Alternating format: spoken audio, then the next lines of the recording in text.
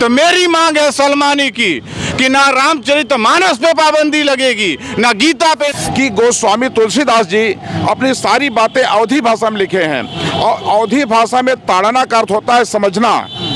उत्तर प्रदेश में जब से योगी आदित्यनाथ की सरकार है तब से दंगे नहीं हो रहे हैं कि ऐसे लोग समाज में अभी तक कैसे बचे हुए हैं, इनके ऊपर तो 24 घंटे के अंदर बुलडोजर चल जाना चाहिए। से ग्रंथों पे किसी तरह की राजनीति करना ये ठीक नहीं है। आज अगर जो उंगली उठाई जा रही है तो सियासी परिप्रेक्ष्य में फायदा और नुकसान देख के उठाया जा रहा, हम इसका विरोध करते हैं। मुसलमानों का कुछ नुकसान नहीं होने वाला, हम राष्ट्र हित में मतदान करते थे, करते रहेंगे।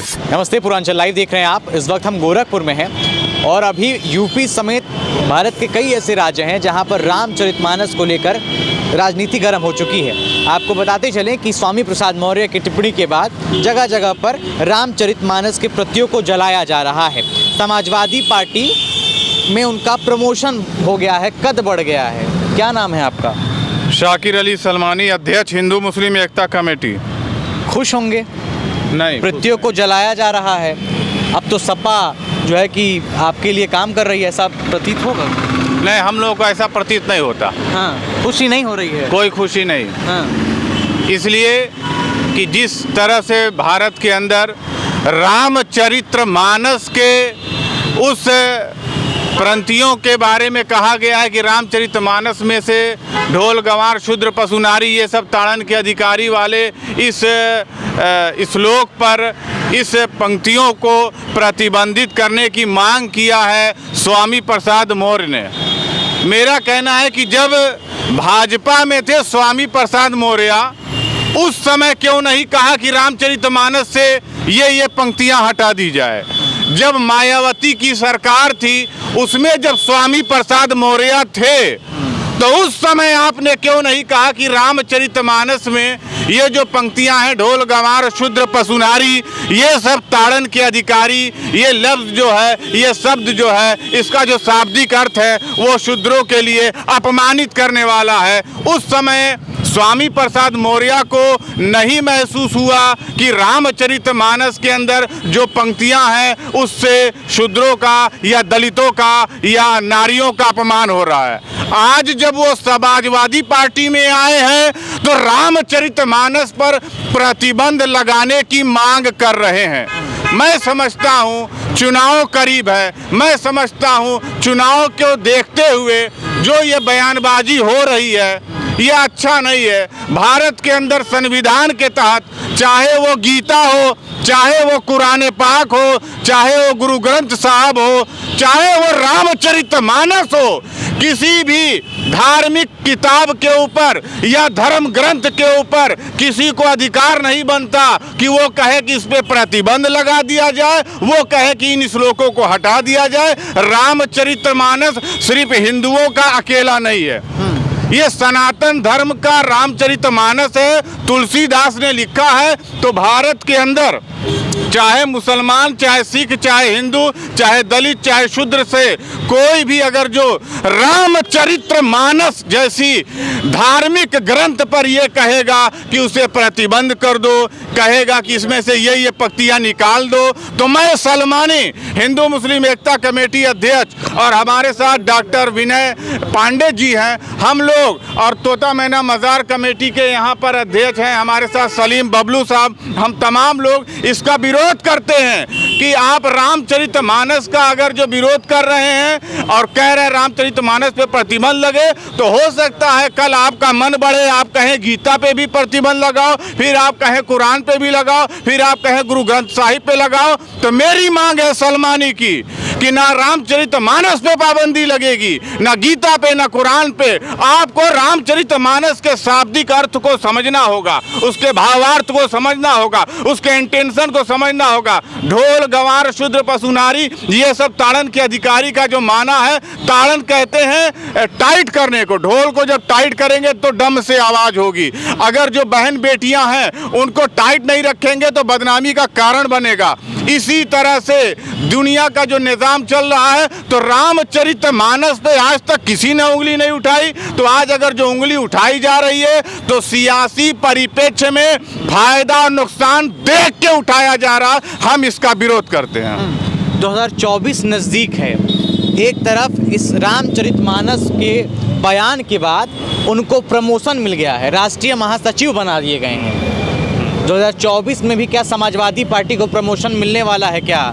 कतई ये काम नहीं होगा। मुसलमान उसको वोट देगा जो देश का विकास करेगा, जो राष्ट्र हित में काम करेगा, हम मुसलमान उसको वोट देंगे। हम समाजवादी के बदुआ नहीं है, हम भाजपा के बदुआ नहीं, हम बसपा के बदुआ नहीं। हम जिसको चाहेंगे, जिसको समझेंगे उसे वोट देंगे। समाजवादी के इस बयान से या स्वामी प्रसाद मौर्य के इस बयान से मुसलमानों का कुछ नुकसान नहीं होने वाला। हम राष्ट्र हित में मतदान करते थे, करते रहेंगे।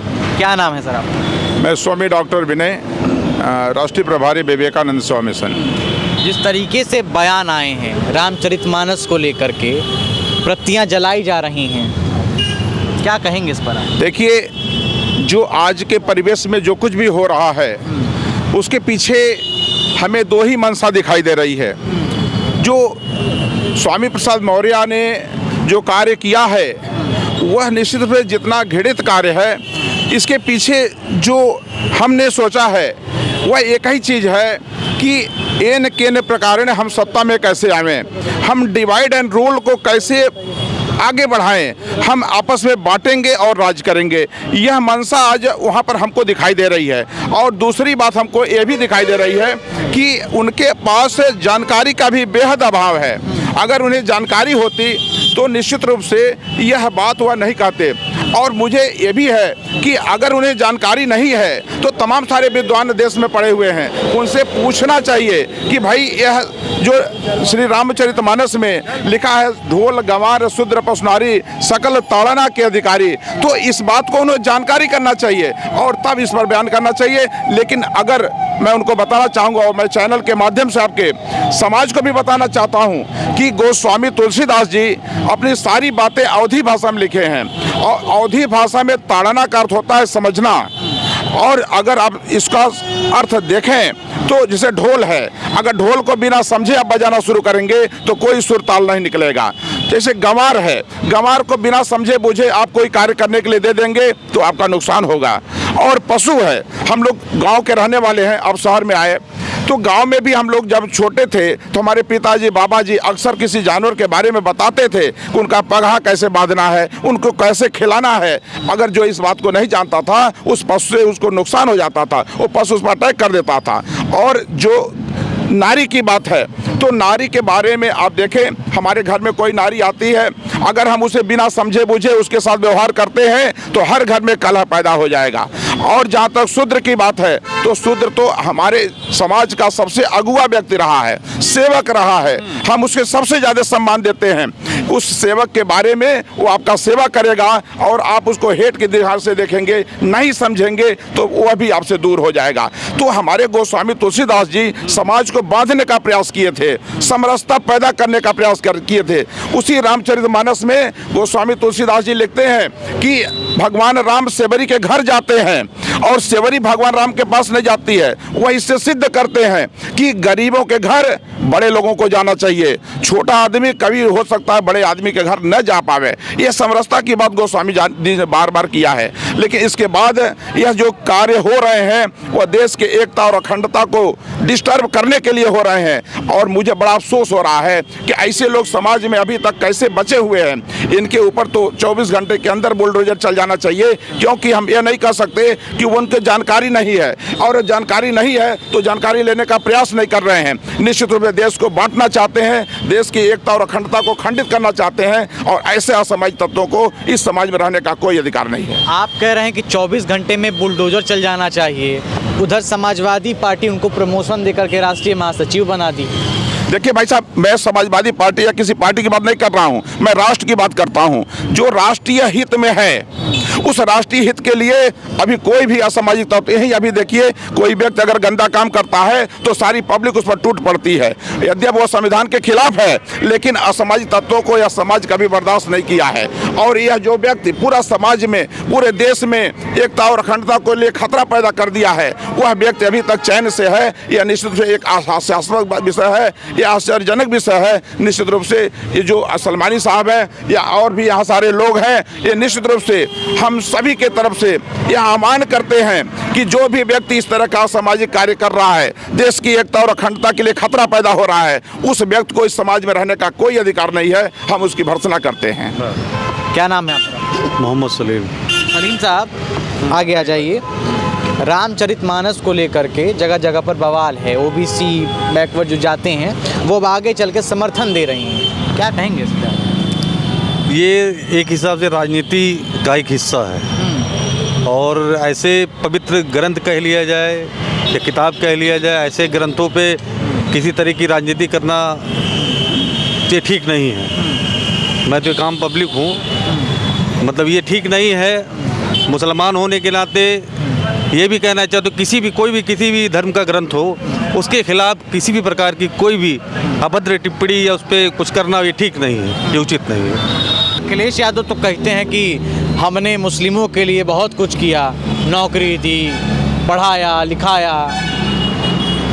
अगर जो अखिलेश यादव या समाजवादी पार्टी ने मुसलमानों के नौजवान लड़कों को नौकरी में हिस्सा दिया होता तो आज पुलिस विभाग में तमाम थानों पे थानेदार सलमान खान, शाहरुख खान, आमिर खान के नाम से हम लोग होते।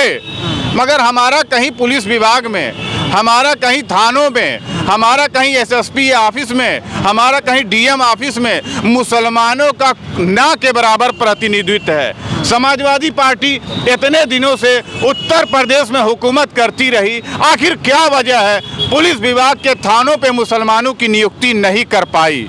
ये मेरा सवाल है सलमानी का कि अगर जो समाजवादी पार्टी मुसलमानों की हितैषी है तो मुस्लिम थानेदार क्यों नहीं दिखते थानों पर? आज देखिए उत्तर प्रदेश में योगी आदित्यनाथ जी की सरकार है। उत्तर प्रदेश में जब से योगी आदित्यनाथ की सरकार है तब से दंगे नहीं हो रहे हैं, कर्फ्यू नहीं लग रहा है। दंगे बंद, कर्फ्यू बंद। तो जब दंगा नहीं होगा, कर्फ्यू नहीं लगेगा, तभी तो विकास होगा। आज 5 साल से योगी आदित्यनाथ की सरकार है, कोई बता दे गोरखपुर में एक दंगा हुआ, कोई बता दे कभी कर्फ्यू लगा? जब से योगी आदित्यनाथ बैठे हैं कहीं दंगा कर्फ्यू उत्तर प्रदेश में नहीं हो रहा है। मगर जब योगी आदित्यनाथ कुर्सी पे नहीं थे तो क्यों दंगे हो रहे थे? तो मैं ये कहूँगा इस समय अच्छा अवसर है, दंगा बंद है, कर्फ्यू बंद है, जितना चाहो बच्चों को पढ़ाओ और आगे बढ़ाओ। गोरखपुर की बात कर लें तो मुस्लिम समाज ने योगी आदित्यनाथ को सांसद बनाया, मुख्यमंत्री भी बना दिया, अब क्या बनाने का इरादा है? तो अगर जो योगी जी आगे प्रधानमंत्री बनते हैं तो हम गोरखपुर वासियों के लिए सौभाग्य का बात होगा। क्या नाम है आपका? My name is Azhar Ali. Azhar Ali ji. जो इन्होंने बोला, सहमत हैं उससे आप? हाँ बिल्कुल। क्यों सहमत हैं? क्यों सहमत हैं? समाजवादी पार्टी तो कहती है कि वो मुस्लिमों की हितैषी है। जी। सुबह सुबह ले लिए हैं? नहीं। हाँ। क्या नाम है सर? जिस तरीके से इन्होंने कहा कि सांसद बनाया आप लोगों ने, फिर जो है कि मुख्यमंत्री बना दिया, अब प्रधानमंत्री बनाने का इरादा है, ये जो एकता यहाँ पर दिख रही है, इससे क्या समझ में आता है? निश्चित रूप से जो माहौल बन रहा है गोरखपुर का और पूरे समाज का, अगर इनका सोच इसी तरह से रहा तो प्रधानमंत्री बनना बहुत मुश्किल नहीं है। निश्चित रूप से वो प्रधानमंत्री बन जाएंगे।